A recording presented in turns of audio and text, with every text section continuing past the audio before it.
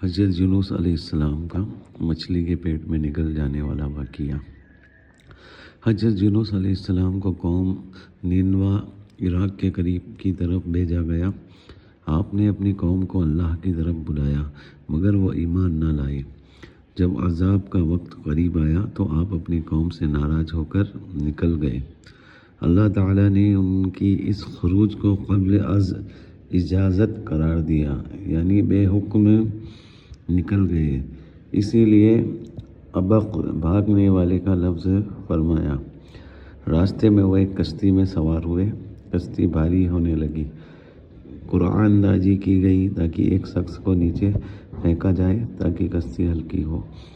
قرآن 3 بار حضرت یونس علیہ السلام کے نام پر نکلا۔ آپ نے خود کو سمندر میں ڈال دیا۔ ایک بڑی مچھلی حوت نے آپ کو نگل لیا مگر اللہ نے اس کے پیٹ میں آپ کی حفاظت فرمائی۔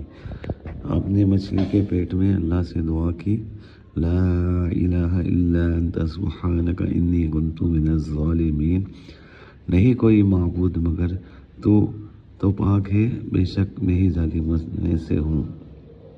اس تسبیح کی برکت سے اللہ نے مچھلی کو حکم دیا کہ حضرت یونس علیہ السلام کو کنارے پر ڈال دے۔ آپ کو اللہ نے شفا دی اور ایک کدو کا درخت اگایا تاکہ سایہ اور غذا میسر ہو۔ بعد میں آپ کی قوم ایمان لے آئی اور اللہ نے ان سب پر رحم فرمایا۔ سبق و نصیحت: صبر اور اللہ کے حکم کا انتظار لازم ہے۔ مخلص توبہ اور ذکر الہی انسان کو مصیبتوں سے نکالتا ہے۔ اللہ اپنے نبیوں کی حفاظت فرماتا ہے، حتیٰ کہ مچھلی کے پیٹ میں بھی۔ دعا: لا الہ الا انت سبحانک انی کنت من الظالمین، مصیبتوں سے نجات کی مجرب دعا ہے۔